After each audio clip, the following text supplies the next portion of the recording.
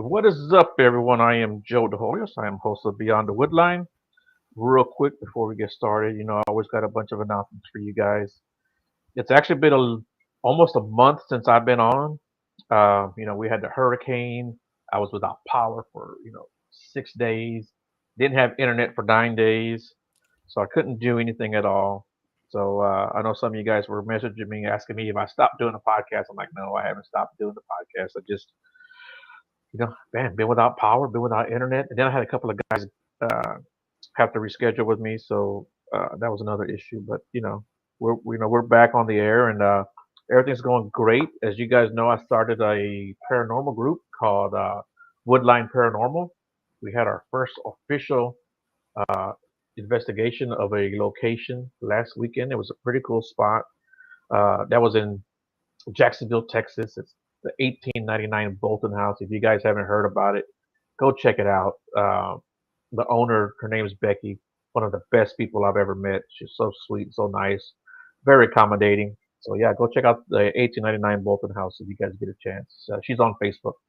Um, Also, you guys know that I'm part of the JRG, which is the Jevning Research Group. We've got teams in uh, Minnesota, New York, Florida, Maine, Oklahoma, Louisiana, California, Oregon, of course, here in Texas, where I'm at. Um, I always miss a couple of states, I know, but if you guys are interested in joining the team, let us know. We'll get you set up. If you're in a state and we don't have a team there, you guys can always start your own team. Even if you're in a state that has another team, you guys might be too far apart to actually get together. Start your own team too. You can do that. We will vet you. Anyone we set you up with, we will vet them too, because unfortunately there are some, you know, sketchy people out there. We try to make sure everyone is safe, right? But we ask you to check out who you're going out with and meeting up with. You got to research the researcher, right? And with all that being said, I know you guys don't tune in to hear me ramble off at the mouth all night. I have with me today Miss Dana Louise. Miss Dana, how are you doing? I'm good. How are you? Man, I'm doing great. Thanks for doing the show. Oh, You're my first guest since I've been able to, do this, and wow. yeah, I appreciate it very much you coming on. And Mm, we've had actually we're in the middle of a pretty good conversation before we came on. So that was pretty cool. And so we get the ball. We already got the ball rolling as far as I'm concerned. But yeah, yep. yeah. If you don't mind, why don't you tell people a little bit about yourself and what got you started and Yeah. Well, your crazy and feeling? and thank you for being here and everything. And sorry about that whole big storm and being out of, you know, e- electricity and the damages and Yeah. our hearts go out to your community and your area, everything like that. And didn't know you had some people up here in Minnesota that do research and everything. I'm gonna have to talk to you later about that. Little like synopsis about me for the people who, like your audience. I'm sure they don't know who I am. I'm coming out of the cosmic closet. I finished writing a book. I put it out last year. It's called This Is Gonna Sound Weird. Because I'm like, well, what do you say about all of these things? I mean, they're just weird. I mean, how do you explain it? But I started having ET contact. The grays started to show up when I was an infant, still in the crib. Years later, I was like, about 5 years later. I mean, like 5 years ago, ran into my neighbor who lived behind me, and she said that she could confirm hearing the vibrations and the noises and the lights for the UFO that was visiting me. And we vetted her. We think she's safe, but that she can confirm for me throughout the years that I was being visited. So yeah, it started out with the Greys, and then I also met two other species who took my DNA, my husband's. I've met angels. I got hit by a ghost twice in the arm. It was my neighbor's dad after he passed away. That's a long story. But I've pretty much seen everything: angels, ghosts, UFOs, ETs, whatever, you name it. I've transformed an event one time holographically. I levitated a person, and I think a lot of these gifts or something like that was from my ET contact. because I don't think that's a normal thing for people to be able to do. So I talk about that in my book. Like I said, it's called This Is Gonna Sound Weird. And in my I have a .com, DanaLouise.com. My YouTube is This Is Gonna Sound Weird. That's my Twitter. That's pretty much every handle I have. If you can't find it, look at DanaLouise.com. But I'm excited to talk to you today because generally speaking, everybody wants to talk about UFOs. And you can have me back to talk about that. But I was excited because you talk about Bigfoot. Right. And I've never been able to talk about Bigfoot. Yeah. Yeah. Well, before we get into that subject, Yeah. Miss Sandra, who's on the screen right now, I know she has some health issues. I hope you're doing good, Sandra. It's been a while since I've been on, and I have been thinking about you. I actually, every time I had to like miss a show, I was like, I wonder how Sandra's doing. Hope Sandra Aw. doesn't think that I quit the show. I hope you're doing well, Sandra. Hmm. And this is my mom. She tunes in. Oh, that's your mom? This is my mom. Oh, Yeah. But well, I'm, before we get into the Bigfoot, I do want to ask you something. yeah. I want to ask you about the angels and what did you see or what did you experience? Well, my first encounter with angels, I didn't literally see them. They were behind a door, but I could hear their wings. And it was probably it was like 2 a.m. or something. Um, Something had happened in my life, whatever. And the door was closed, but I grew up with birds, I don't know. If you grow up with birds, you know what the sound of wings Right. are like. They have this like this sound, and then the scraping and all this kind of thing. So I woke up to hearing these bird wings, like huge. I could tell like they were huge, and two people. Basically, I believe they were both male, standing outside the door going, "What is she doing here? I don't know. What is she? I can't control her. Well, I thought she's, you're supposed to be in charge of her. And like, well, how are you going to control her?" And all this kind of stuff, So, this was at my parents' house. I had stopped over for the night. I'm like, "Were you guys up at 2 a.m?" Now, let me tell you, my parents are old. They usually have a nightcap before they go to bed. When they're watching the news, they go to bed at 10:30. It's a ritual. And I know that wasn't them. And they weren't like, "I can't control her. I thought she was your, thing." And like the conversation was nothing to do with my parents. So I know it wasn't them because I tried to eliminate any possibility. Like, and how would my parents be making that sound and that noise? So Right. to be fair, that time I didn't see them. Another time I was told by a friend who works with angels, she said, "You're going to see an angel. She wants to see you, blah, blah, blah." And so then, and this is all kind of in my book. I was at a park and it was during the daylight, and I know she was an angel. She showed up very much human-like. Okay. But she was there 1 second and then she was gone. And she was looking down. I could tell she was forlorn. That's a long story about that. I think she's the one that helps me with any traumas. I think she takes on some of that negativity to help me out. That's what she does as an angel. And so I knew the meeting was coming because I was told by, like I said, an angel worker, "Your angel's going to come and meet you."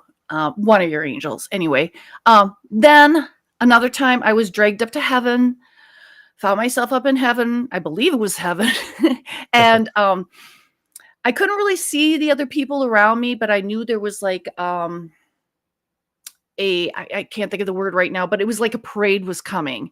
And so everything was very cloudy. I could tell I was with people in a row or entities, and that there was a space, and that there were other entities on the other side of whatever this path was.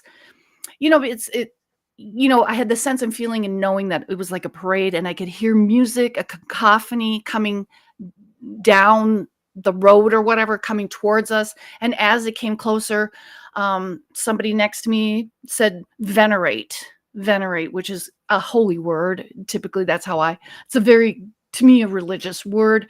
Venerate, I'm like, oh, okay, I don't know. So I venerated. Thank God I knew what that meant, because a lot of people don't know what veneration or to venerate means. So I bowed down. And yeah, I would not bow down to many things, but I was like, okay. So I feel like I was taken up to a certain level. If it was straight up heaven, I don't know. And I don't know why I was there, why I got dragged up there.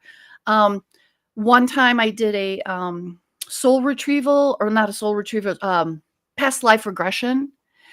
And I went and saw myself, quick story, saw myself being shot. It's like the 1500s. And that me at that time thought I was an angel, because the person, his name's Carl Schlotterbeck. He wrote a book about past lives.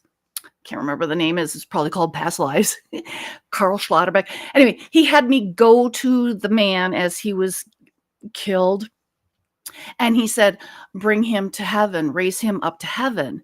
And I just thought, oh my God, he thinks I'm an angel, but I'm him. So I thought that was very, very cool, in that a lot of times we might think something is an angel, but it just might be you in another timeline, you know? So I thought that was very cool. Yeah. Yeah. I like that one. Yeah. But then Yeah, I've seen, yeah, go ahead. no, I was gonna say, because angel stories always intrigue me. You know. Mm-hmm. Yeah. Well, certainly angels have pushed me out of the way. I've had voices that have kept me alive. Like I should have died a bunch of times, but a voice would say, move over here, do this, do that. And it would be like, and save my life. Now, I didn't see anything. It was just an intuitive thing. Could that be an angel or a guide? Yeah, I don't know. Could that be me on another lifetime? I don't know. Could it be my future children? Who knows? It's a weird world. Yeah. You know? Yeah. Strange universe. That's what I tell everybody. Yep. Yeah. It And certainly is. that's where I actually got like the Beyond the Woodline title for the Mm. podcast, because coming from a Bigfoot researcher, I know Mhm. there's more out there than just what I'm doing. So that's where I got Beyond the Woodline. I love it. I love Yeah. it. I dig it. Well, because I'm kind of a nature girl myself. I love being out in nature. And that's where, if you want to get into it, that's where my story starts. Yeah.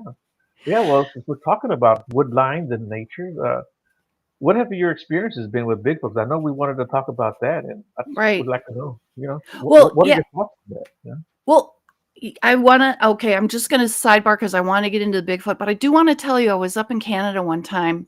I think I was about 19 years old, and you're talking about the woodline. This is the first time I was up there camping with a bunch of friends that I didn't notice. Like, we're on this lake, we're in Canada on the border, and I didn't even notice the little creek. I just, I'm just seeing the woods. And all of a sudden I noticed the trees like doing this or whatever, like from the back and coming in a row towards us. And then it kind of like came out and spread on the lake. And I'm like, oh my God, the trees were talking. They were Hmm. talking to each other, because all of a sudden out come about 5 or 6 canoes from this little creek that I hadn't noticed before. And I was like, how cool. Like, imagine if you, like, we don't spend that much time today, but the indigenous people might have known, like, hey, Uncle Charlie's coming, because the trees would notify them. You know what I mean? Trees are sentient beings. I have a lot of tree stories, but being as you're like the woodline thing, I'm just saying, go hug a tree today, people, because they are actual. The government notices them as witnesses. I don't know if you are aware of that. During like the Civil War and everything, they legitimately call trees witnesses. So I think that's beautiful. Yeah. Part of Yeah. Gaia. I've actually heard that before too. Yeah. Yeah, it's beautiful. Anyway, so Bigfoot.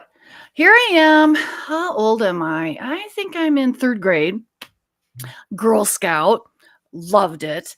And this was one of the first trips. With the Girl Scouts, you had to be, no, I'm going to take that back. I was more towards 5th grade, because you canoe, but they wouldn't take you away from the camp unless you were one of the older girls, like you've been there a couple years, because they don't want little girls freaking out at night. Where's my mommy? That kind of thing. Anyway, so here we are. And, this is in the early to mid 70s, early 70s. No, I'm going to say early 70s. maybe 72, 73. And we're at night laying, we're done with the campfire. We're laying out on the beach, looking up at the stars. And this is northern Minnesota. And we can see like Sputnik because there's only like one satellite that goes along very slowly, and you could watch it blink. It kept going in the same horizon, same latitude, longitude, just kind of come around, and then we'd count and how often it would come around and all that kind of stuff. So we're very much aware of that, and the counselors are telling us and teaching us the different star configurations like Cassiopeia or Cassiopeia, whatever, big, the Big Dipper, Little Dipper. So we're stargazing and learning the constellations. And then all of a sudden, somebody goes like, wait, did you see that? What? Did you see that? And, like they're trying to point, but, good luck. It's at night. You can't see somebody pointing. But suddenly we're all noticing that there's one, looks like a star or a white light, and it's bouncing around, but it's like really quick, like doop, doop, doop. And then it's up there, but you can tell this is not a firefly. This is not a bug.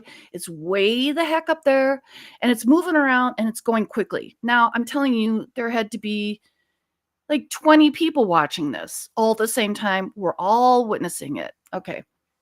Witnessing it, and this goes on for quite a while. And some of the girls were like kind of skeeved out about it because they're like, oh my God, it's a UFO and everything. And it's like, yeah.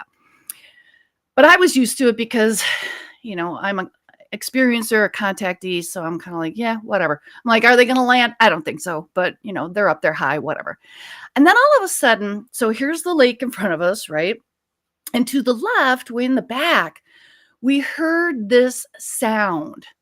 Okay, so we have some counselors with us, some adults. Well, I'm sure they were probably 20 years old. If you want to, they're an adult. We can hear the sound, and it's not like any sound you've ever heard. And it's not like it's a, bear or this or that or an animal that would be normal. It was a strange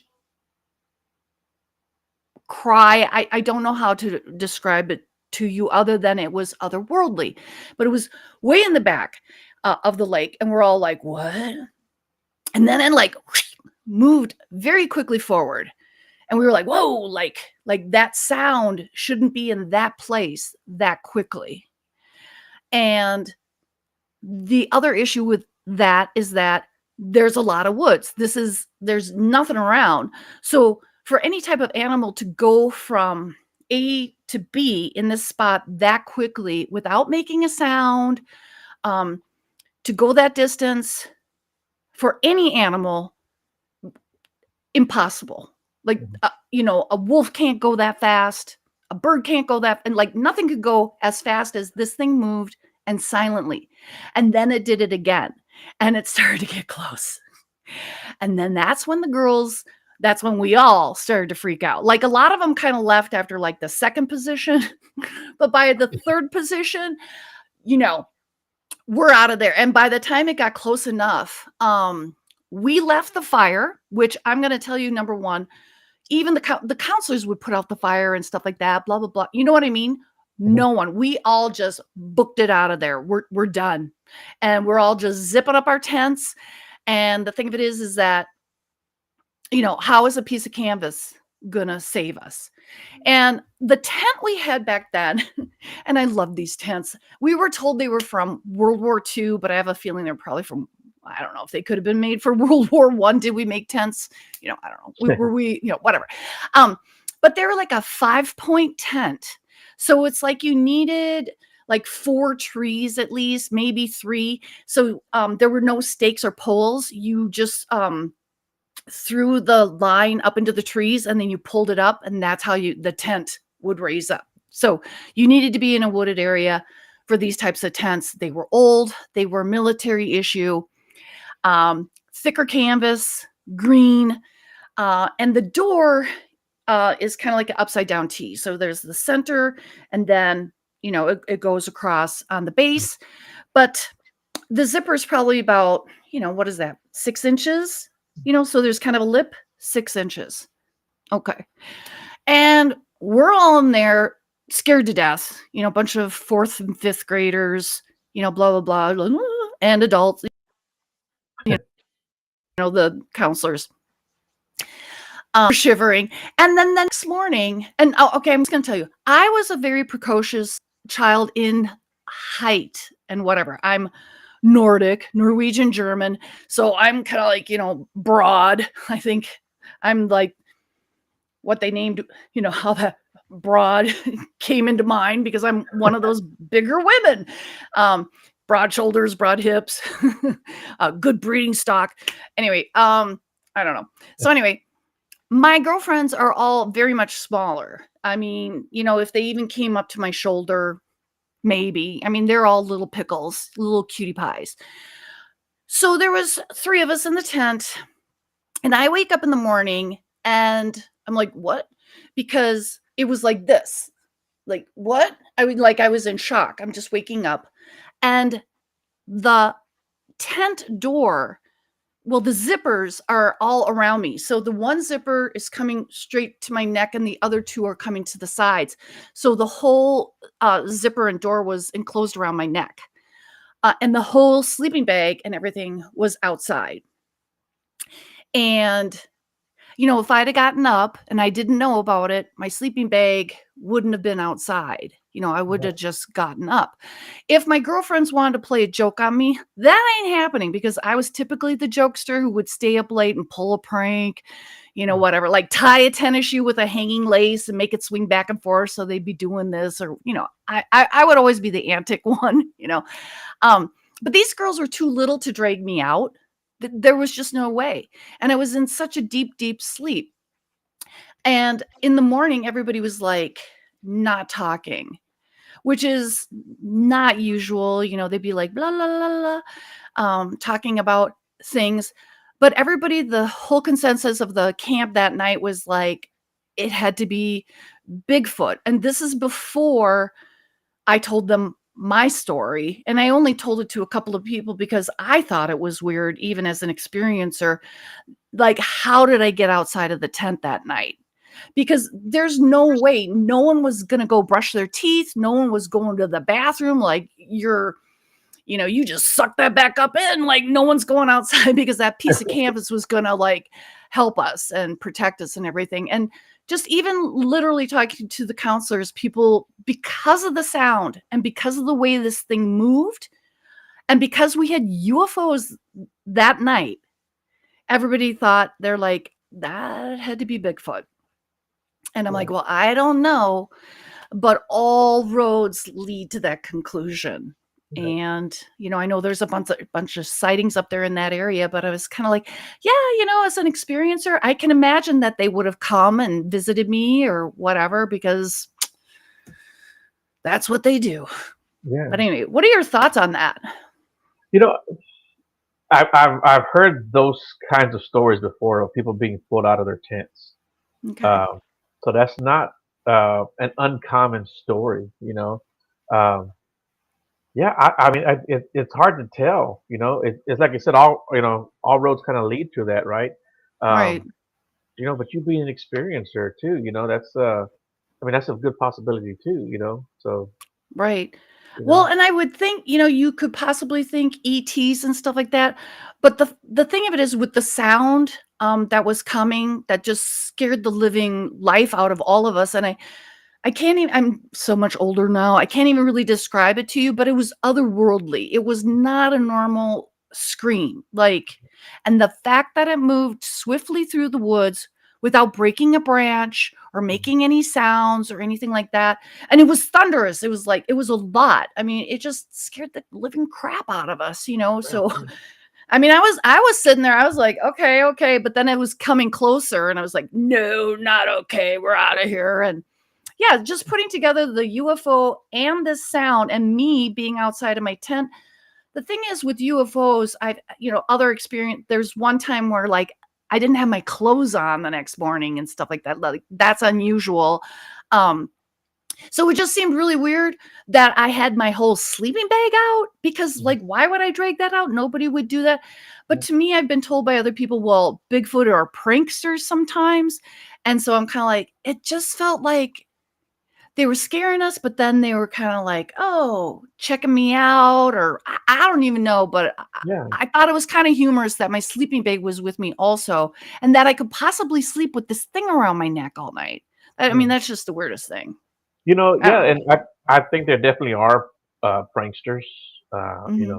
I've heard a bunch of stories of these things, messing with people and seeming to have fun with it, and I think maybe even scaring people, they get a kick out of that too, Uh, Yeah, yeah, there's I a bunch of honestly, little girls, yeah. yeah, let's go scare them, right? Yeah. Well, yeah, well, we'll never know, but I mean, I just was kinda like I mean, just even how this sound was and the way it ran and all that kinda stuff, to me, I would still say Bigfoot, but then the fact that there was a UFO overhead, that's just kinda like, "Mm, if it smells like, there's smoke, there's fire," or "looks like a duck, quacks like a duck." It's probably Mhm. not a dog, but Yeah, anyway. yeah, So that's my UFO story. I don't know. yeah. No, yeah, that's really interesting story, Oh, Um, thanks. yeah, I've actually heard a guy talk about he was sleeping and he had his tent open and his tent open and his feet were towards the opening and this creature came up and slapped him on his feet, and took off running. Yeah. Wow. Yeah. Wow. Well, there's another time too. Now, because okay, now just everybody calm down. I went to a MUFON, couple MUFON meetings and stuff. And anyway, so there was one person that was giving a presentation and they talked about some weird wolfman animal type thing, but it's only seen in two places, and one of them is exactly in Taylor's Falls where we saw it, and then some other place, I think it's in maybe Michigan or something, some weird dude guy thing or something. I could look it up. I could send a post or so. I can find out about this. But just this weird dude guy, um, like a chupacabra kind of. Um, but we were in Taylor's Falls because I live in the Twin Cities and it's by the rivers. A lot of UFOs running down the up and down the rivers. But anyway, um, so we just rolled up to this campsite, my family, and it was dark and there was a picnic table, and my younger son saw it first. He saw it the longest, and then I kind of caught it, and it literally looked like I'm gonna say more like a teenage boy, not heavy like a grown man and not small like a child, but longer, Mm. like a Yeah. young man that probably plays basketball or something like that, but this fur and this weird and the, whatever. But it was crouching on the picnic table and then it ran off. And it Hmm. was so funny because I forgot about it, but then I went to this MUFON meeting and I don't know why this was brought up, but they were like, there's only two places of this dude in the United States, and I'm like, and I was at one of them and I saw this guy. So Oh, I can't wow. remember, like a Wolfman guy thing. I can get you that information Like a back. dog man? Yeah, like a dog man. Yeah. Okay. Okay. Huh. Yeah. And I don't know if that's actually the term, like dog Yeah. man. Yeah, Because I mean, we have Mothman, yeah, Chupacabra, we got a lot of things. yeah, yeah. Dog man is it's a pretty popular thing, as you probably already know, and yeah, but I don't know what I'd be interested in knowing exactly what that particular one is called, if it has like a name, because Yeah. everybody has a different name, you Right. know. I'll get back to you on this one because like I said, I think it was only in this particular location where we were. I had no clue this was happening. And then I think like Michigan or something not too far off. But that brings me to another point that I think you might be interested in, because I was doing an event this weekend at a casino in Hayward, Wisconsin, and it's, on a native reservation. And I'm, doing a talk, and I had to laugh because another chapter in my book has to do with another casino in Wisconsin where we built a cabin. And this cabin was about 3 miles away from the casino. And this incident happened, an event. And it wasn't until I was writing my book that I went, so a lot of awakening happened for me. Like it brought back memories. A lot of details came back. I'm like, oh my God, a lot of information came to me while I was writing. And this one was that the name of the casino is called Hole in the Wall Casino. And this is in Danbury, Wisconsin. And everybody always thought, oh, it's just a hole in the wall casino because it's just old and decrepit, hole in the wall casino. Okay, so here we are. And I built a cabin about 3 miles south of the casino. And I'm sleeping there, and the kids, it's a 3-story. So there's a loft, main floor, and then a walkout basement. And I'm sleeping there in a bunk bed, and I'm on the lower bunk, and I'm curled up like this, and I'm facing the wall. So behind me is kind of like a little bit of space to, in the room to go around the bed and the door. But I'm facing the wall. And at first I woke up because there was like this energy spinning in front of me. And it reminded me of having a poodle. We had little dogs when I was growing up. And, like little dogs, they'll go around and they'll circle and they'll circle and they'll circle. It's annoying before they lay down and go to sleep. And I'm like, what? And at first I'm kind of like, oh, my little dog, Sugar, she's here. Oh my God, that's so cool. Thank you, Sugar. And then all of a sudden I felt like, oh my God, I felt like the blankets were being pulled really tight over my body, which is disturbing. Like, why are my blankets being pulled tight over my body? And then I kind of opened my eyes, and on the wall, because I'm under the bunk bed, is this disco light of this big circle disco on the wall. And I'm like, oh, snap. And I realized that I'm frozen, I'm paralyzed. I'm like, oh God, because let me tell you this, usually when I see things, I see them, but this thing's behind me. And I'm sorry, I don't know about you, but when something's behind me, like Shadow Man, I saw a Shadow Man, and that was witness to, just scares the crap out of me, if I can't see it. So I'm like, oh my God. So now I got to fight the paralysis. And I'm like, fighting the paralysis, because I know I'm awake, because I'm like, I had the thought about my dog and the circling, and the feeling of the blankets pulling over me. I'm witnessing this whatever on the wall.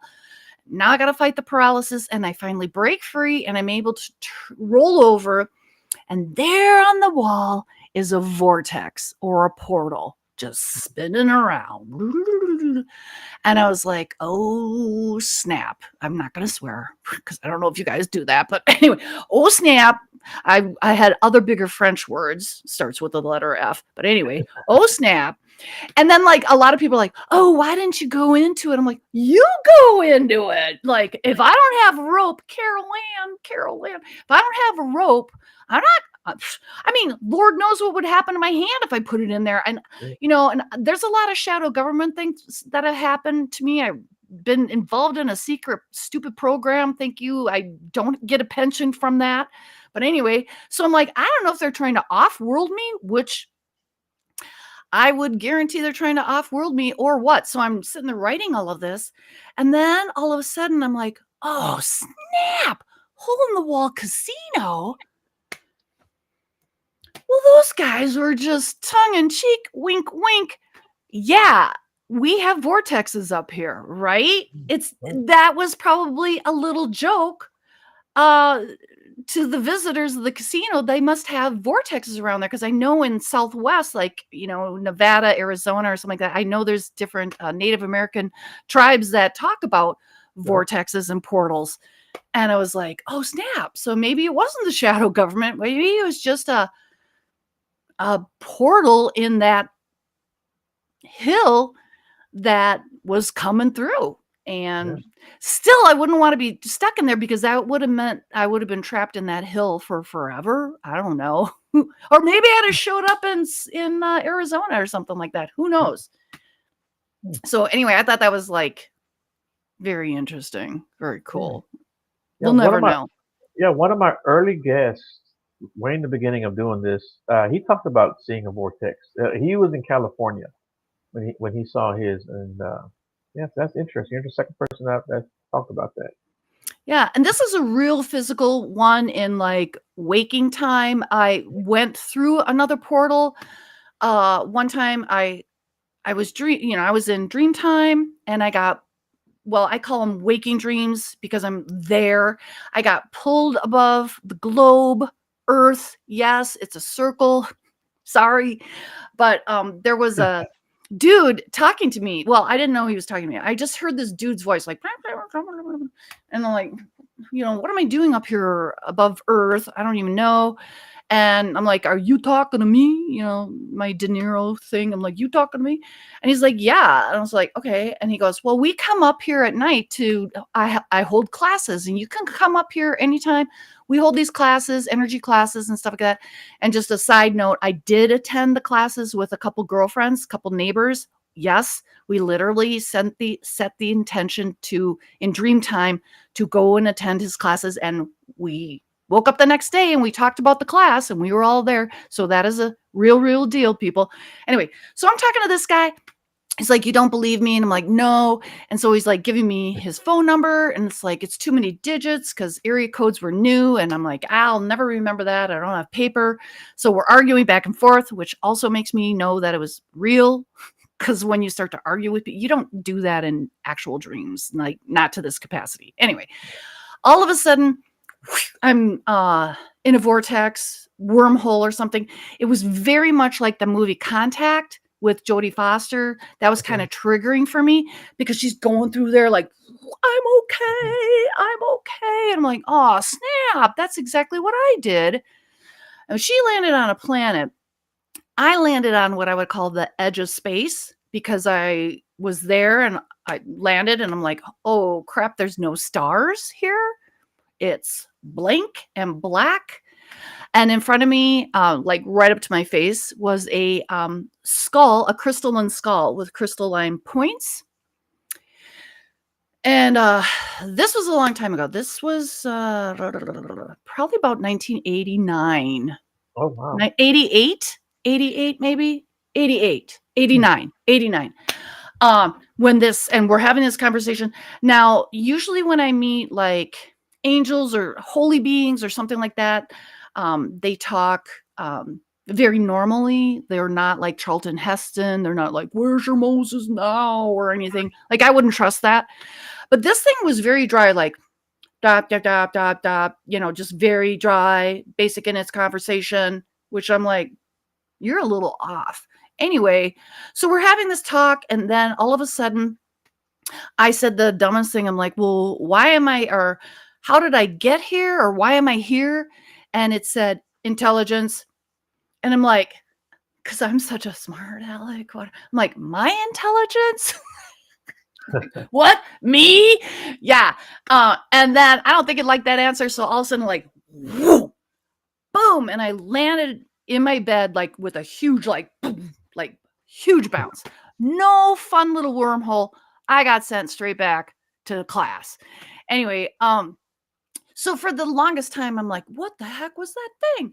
And years later, like probably in the early 90s, like Leonard Nimoy had this TV show called I Don't Know. Yes, sir. Thank you. Yeah. And all of a sudden they did this thing on crystal skulls that they were finding in the jungles and everything like that. And I called my girlfriends. I'm like, holy crap, crystal skulls are real, blah, blah, blah. Who knew? Oh my gosh, like maybe this is the epic one. I don't know. But anyway, all right. So now I wrote the book, and just like after I'd written the book, I'm like, within this last year, I'm like, oh my God, holy crap. What if that was artificial intelligence, AI? Because other people are talking about AI is not new to this galaxy. It's not new to this planet. And I'm like, okay, because I'm always like, there's always a yin to the yang. So if you have creator, God, intelligence, then who can create, then you have the opposite, which would mean artificial intelligence, like non-creator, but artificial intelligence. And I feel like that entity was the galactic form of artificial intelligence. And what I was told, like through my guides and everything, is like, yes, and they'll play with a world, these artificial intelligence, they're like galactic. And then they will come to a place, play with it until it gets bored, and then it leaves. And I was kind of like, oh, snap, is that's what's going to happen to Earth? That artificial intelligence is going to come here, be here, run its game, and then leave. Like it abandons once it's done with the game. And I'm just telling you, I don't know what to think about this. This is kind of new information for me. I a lot of times don't want to go to these places that I'm being shown or thoughts. I would just prefer that it was maybe what I talk about in my book. I call it a law, like maybe it was Metatron, maybe, some other galactic or God type being. I have no idea. But this one kind of clicked with me recently and made sense. I'm like, oh, because then when I asked it, what was I doing here? And it said intelligence. Kind of like, oh, and you just forgot to say artificial intelligence, because this is back in 1989. That's a long time ago. Computers, were, a home computer was a very new thing. And in fact, for my telephone, I had a cassette tape that recorded my voice messages, and we thought that was pretty cool, Right. So we've come far since then. But anyway, that's another story. And like I said, a lot of these things, I don't know what to make of it. And I'm always interested in hearing other people's ideas or opinions. I'm open to that because I'm learning. I Right. don't have all the answers. I have more questions than answers. But it's fun to play with these thoughts. Like, what could it have been? It's fun to think about it and not be so like, no, that's the definitive, unless you know the definitive, Yeah. So like, was it Bigfoot? I'm not quite sure. Was Mm. it heaven? I can't really tell you. Was this artificial intelligence? Mayhaps. Yeah.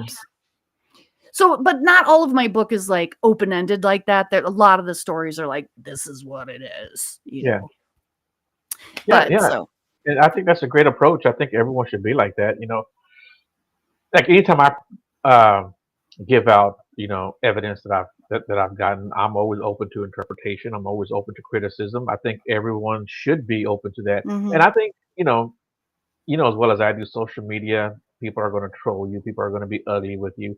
But mhm, I really want someone's serious opinion, and I hope that they can give me an honest response. And if they think that, hey, you got something here, or no, right. Joe, you didn't get something, there's a way to do it. There's a way not to do it.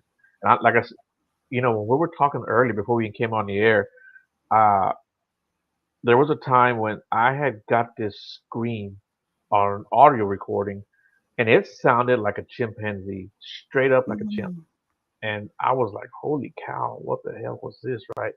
And I'm passing it around to all of my hunter friends, and they're like, we've never heard this. We've never heard it. mhm, And I bet I gave it to at least a dozen guys, and I was like, okay, cool. This is something I can post, right? And before I did that, I sent it to my best friend who's not a believer in Bigfoot at all, and so he keeps me honest with everything. And I sent it to him. I said, hey, check this out. What is this? He listened to it. He goes, oh, it's an owl, just like that. mhm. He said, it's an He owl. knew. And I Yeah. was like, it's an owl. He goes, yeah. He calls his wife over. Hey, come here, listen to this. She comes over. He plays it. Oh, well, yeah, it's an owl. She says. I'm like, how do both of Uh, you guys know? And he said, because they live out like north of Houston in the wooded area, and they had cut mhm, down a bunch of trees. They were building a neighborhood over there. He goes, we mm, had all these owls in our backyard. He goes, if we hadn't seen them and then heard them screaming like that, he goes, we would have never known what it was. He said, but yeah, right, yeah, yeah. So I was like, okay, well, cool. I'm glad you told me that. Kind right, of disappointed, but I'm glad I did it because I didn't go out there and look like a fool, right? right. No, I agree with you 100%. In fact, owl story, I sleep with the windows open, and um, this was kind of new because I've lived in this house for like 33 years, 34 years now, and I hadn't heard this before. And I asked my neighbors, I'm like, did you hear that last night? It's like this, like this hissing, but kind of a tone to it. And they're like, oh yeah, that's an owl. Like they go on the ground and then they hunt that way or something like that. I'm like, Hmm. seriously, that is so cool.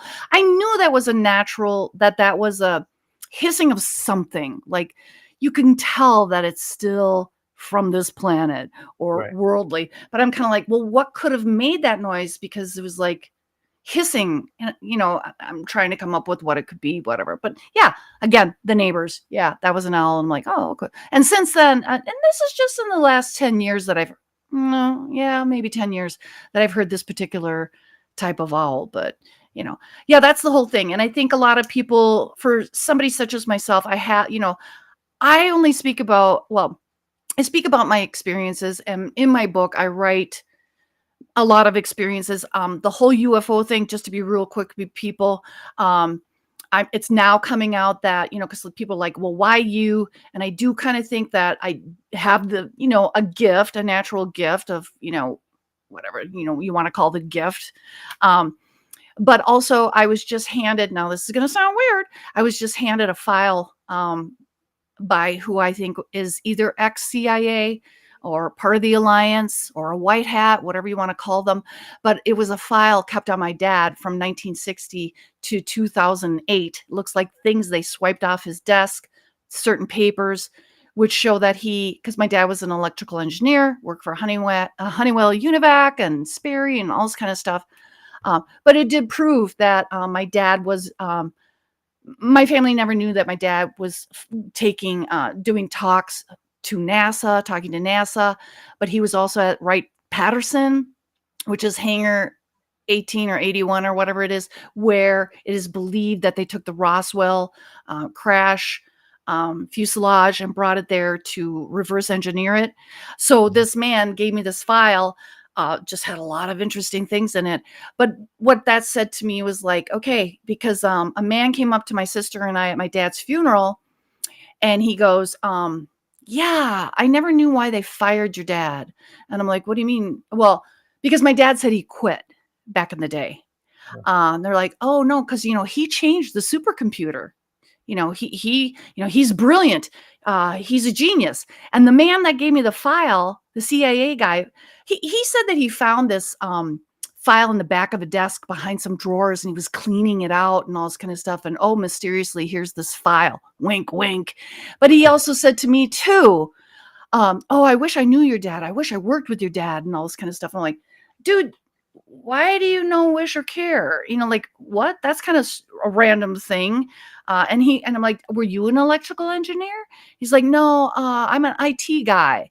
Well, anyway, his story had so many holes like Swiss cheese. And I'm like, oh, I think you're telling me this Swiss cheese story just to like, hey, Dana, guess what? I'm full of baloney, and maybe you can figure this out. But I feel like this was a disclosure thing, and it also helped settle me in that I think all these ETs and all the things that happened to me, and like I said, it's a lot, was because I was given up as a swap for alien technology, which is something that Eisenhower, people think that Eisenhower brokered that deal.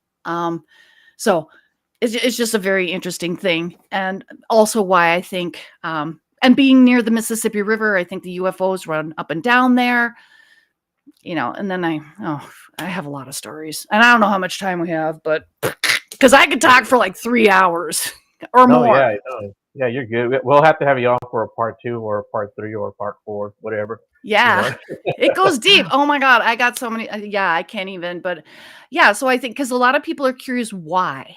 Yeah. But I think my grandmother had the gift of like, intuition or whatever you want to call it. Some people have a natural gift, but I think that played into it. And I also think that, my mom didn't want to have any more children, but then here I came along right after my dad signed the contract. So I'm not quite sure about, me, because I know I'm weird and I do a lot of weird things. Yeah. Weird things happen around me, but and actually people who've gotten my book, because I really tried to be centered with my energy and everything when I wrote. I never wanted to be writing if I was off with my frequency or emotions or anything like that. And a lot of people have said, your book unlocked something for me. Like my mother came and visited me the night that, after I started reading your book. One guy said a UFO book that he'd been missing for years and years showed up on his chair. So I feel like there's some energy thing going on here when people read my words, because I believe in thought, word, and deed. And this is how we manifest. And this is part of us being here on this planet as co-creator. Now I'm getting a little weird, but so that's our part, in playing with the frequencies that we have. We need to learn to play with these frequencies and not just be subject to them. Yeah. If that makes any sense. Oh, yeah, it does. But I wanted to ask you too, have you seen this show? It's called, Man, what's it called? I know it has the gray in the title. It's about a paranormal team, and Hmm. they like captured they what they thought was an apparition, and it looks more and more like they actually captured a gray on film. Ah. I can't remember the name, but it's something the gray. I think they were in Australia. Um, Hmm. yeah, Well, it's you'll have to send that to me. I don't yeah, know. There was some alien interview or something like that from some lady, Matilda or something like that, who was apparently yeah, down there at Area 51.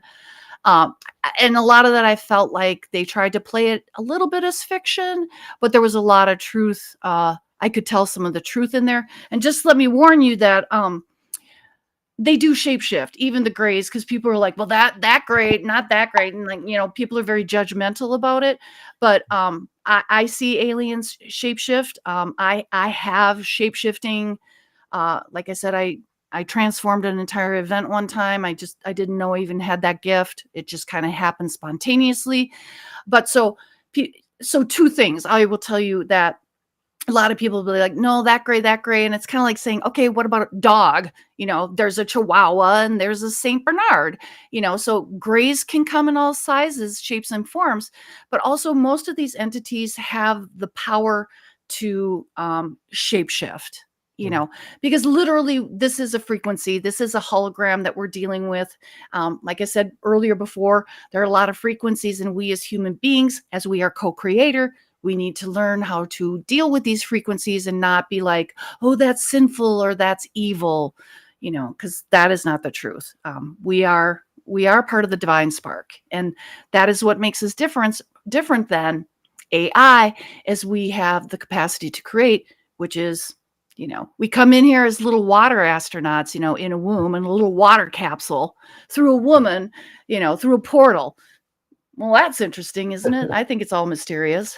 But yeah, anyway, now I'm getting too weird. I'm yeah. sorry. I've never heard it called a portal before, but that's interesting. Yeah, It is. It's yeah. magical.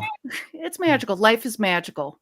Yeah. So, So yeah, so we're coming up towards the end of the show. I wanted to give you an opportunity to talk about your book and where people can find it, yeah. so they can Like I pick it said, up. okay, it's on Amazon, and Barnes and Noble and stuff like that. Here, this is what the paperback looks like. This is gonna sound weird. That's me. Yeah, that's me in Norway. Oh, thank you, Oh, Norway. nice.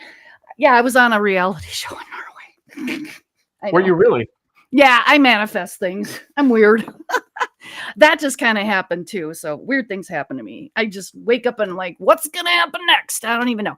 But yeah, so you can find it on Amazon.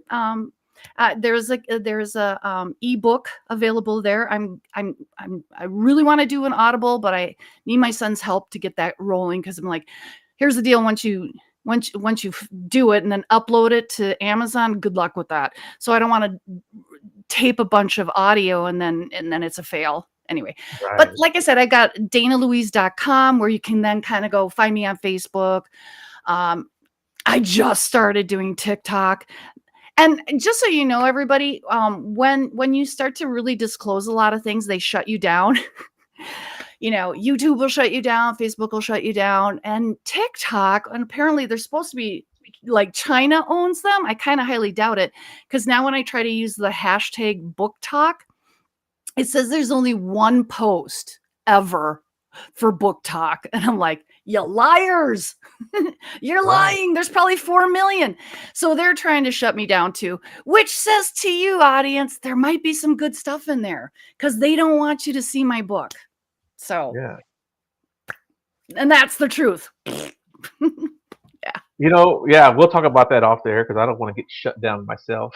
I know, Yeah. but it's true. Yeah. But I mean, so Yeah. hey, that just means that, because my son even said, "Oh, hey, mom, if they shut you down, that's a feather in your cap." Yeah, so I don't look at it and get mad. I just kind of try to work around it, Yeah. all those kinds of things. But Hmm. anyway, so yeah, there's some real stuff, real disclosures going on right now, people. And so thank you for having me on and helping other people disclose their wisdom. We all need to get these stories together and put all the puzzle pieces together, because then they can't control us, because the truth is coming out, right? We're all So, waking up. what kind of advice would you give someone who's like experienced the same kind of stuff that you've experienced, but they're scared to come out, whether it be because of ridicule or because of uh, retaliation or Right. whatever. People are kind of scared to come out. What kind of advice would you give them? Well, that was Just my story. That was my yeah, story in that, because I'm 62 and I was like, my children don't know all my stories. It's getting foggy for me to remember them. As I said, when I was writing, I was like, oh my God, that's right. Oh my God, that's right. Um, so just know that there's more and more people coming out and that you're okay. Reach out to people such as myself. You can message me. I'll hear your story. A lot of people do that. They tell me in Messenger, or I'll connect them with somebody else like, oh, you were a super soldier. Okay, well, I can tell you about the secret space program because I was involved, all these kinds of things. And that sounds really weird. And it's hard for me to talk about a lot of that. So I'm in the same boat. There's a lot of us in the same boat, which is why the more we start to come out, just kind of like Wizard of Oz, come out wherever you are, and start telling your stories because you're not crazy. The more we do it, they can't control us then because they're trying to shut us down.